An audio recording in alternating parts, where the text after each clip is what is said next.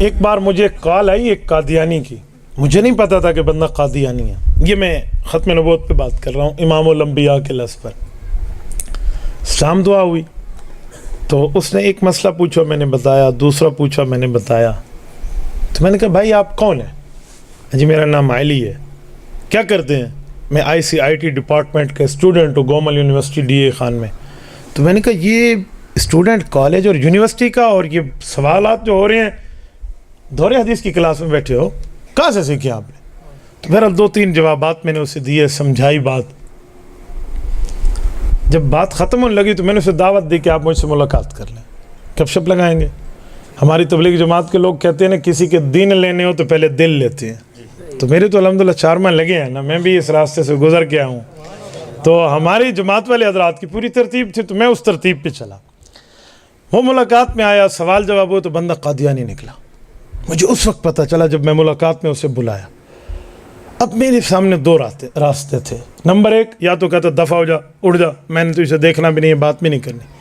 یا اس کی حیثیت معاملات کو دیکھ کر میں اس کو ترغیب دیتا، سمجھاتا اور اس چنگل سے نکال کے لاتا.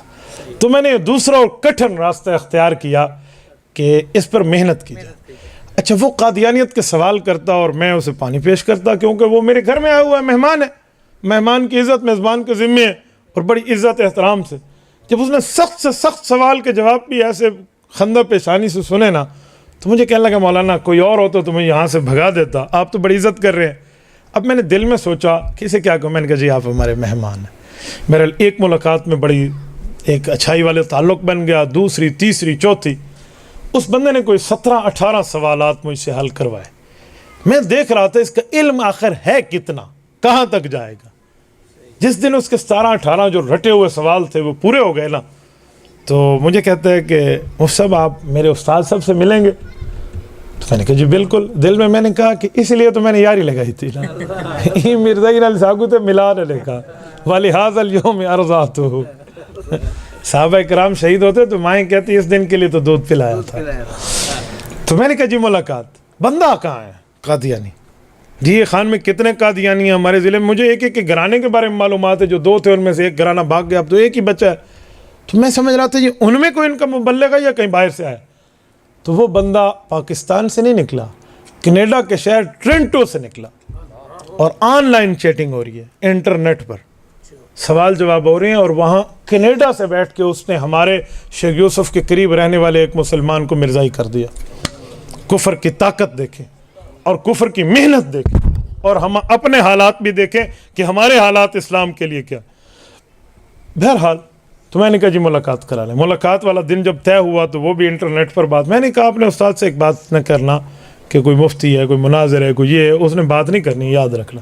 اسے کہنا میرا ایک دوست ہے، اس سے آپ مل لیں تاکہ جھوٹ بھی نہ ہو اور بات بھی اس سے نکل جائے.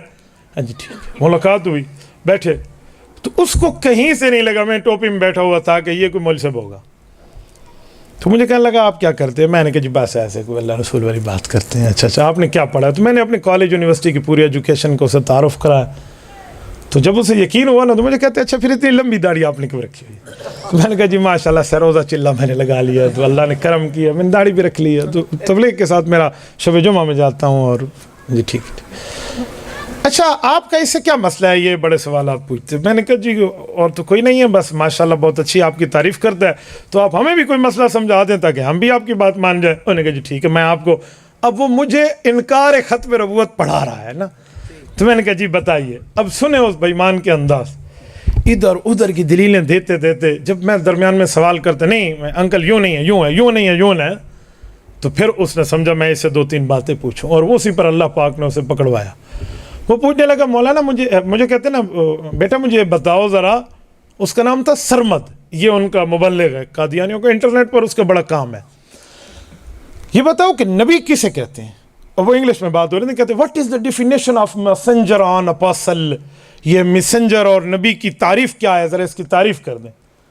اب نبوت کی تعریف میں ہے اعلیٰ درجے کا انسان ہو، ذو وحی ہو، ذو عقل ہو، ذو درجہ ہو، پھر اللہ رب العزت اس پر کرم فرمائے، اس کی بات ماننا، مفروض الاتباع ہو، معصوم عن الخطا ہو. یہ 8-4-5 چیزوں کا ایک مرکب کی تعریف ہے. اور میں نے وہ پڑھنی تھی، وہ سمجھتا تھا اس نے یہ کہنا ہے.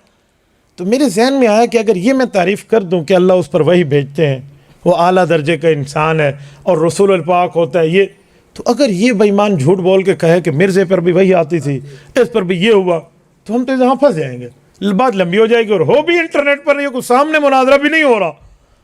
تو میرے ذہن میں اللہ پاک نے ایک بات ڈالی، وہی یہ معراج والی جو میں نے اس کو کہی، اور اللہ پاک نے اس کو شرمندہ کرا۔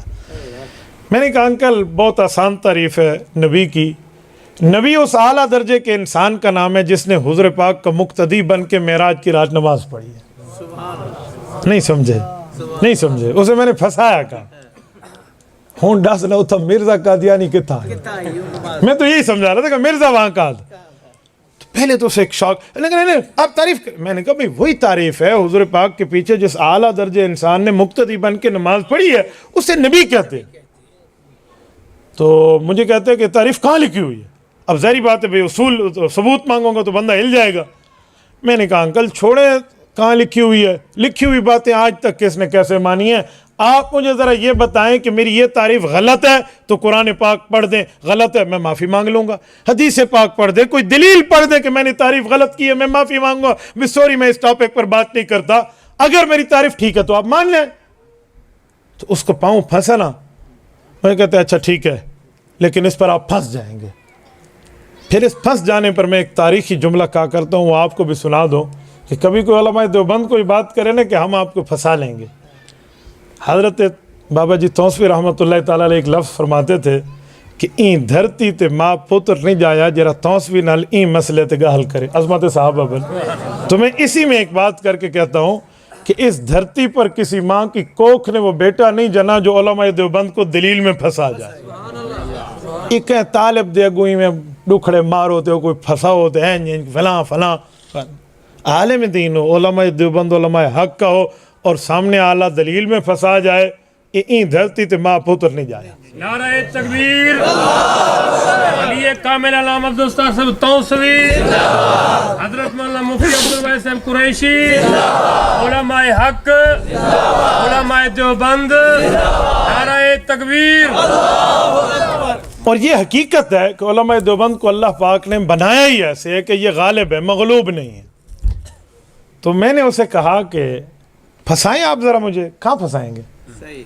کہتے معراج کی رات جبرائیل نے بھی مقتدی بن کے حضور کے پیچھے نماز پڑھی ہے، اور یہ بات حقیقت ہے کہ جبرائیل علیہ السلام نے مقتدی بن کے پڑھی ہے۔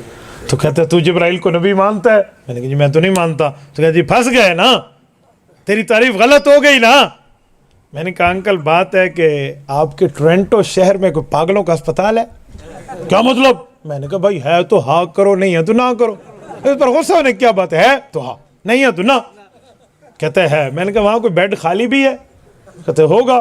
میں نے کہا آپ خود جا کر وہاں داخل ہو جائیں، کملے آلے تے گالے آلے ہسپتال۔ کہتے کیوں؟ میں نے کہا آپ کا دماغ ختم ہو چکے، اور جس کا دماغ ختم ہو وہ بحث نہیں کر سکتا۔ میں نے پہلے کہا تھا کہ نبی اس اعلیٰ درجے کے انسان کا نام ہے جس نے مقتدی بن کے نماز پڑھی ہو، جبرائیل تو فرشتہ ہے۔ میں نے تو پہلے انسان کی بات کی ہے، جو اعلیٰ درجے کا انسان۔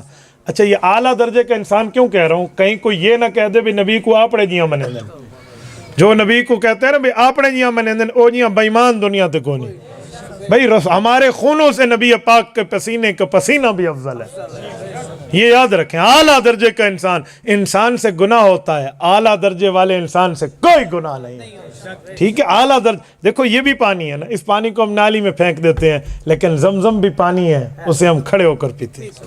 نہیں سمجھے؟ زمزم کسی دودھ کا نام نہیں ہے، زمزم کسی شہد کا نام نہیں ہے، زمزم پانی کا نام ہے، اور یہ پانی ہے کہ وضو کر کے نالی میں پھینک دیں اور زمزم کے پانی کا عزت اور احترام بجا لائے۔ تو جیسے زمزم بھی پانی، یہ بھی پانی، رتبوں میں فرق ہے، ویسے نبی اعلیٰ درجے کا انسان اور عام بندہ بھی انسان، رتبے میں فرق ہے۔ تبارك الذي نزل الفرقان على عبده ليكون للعالمين نذيرا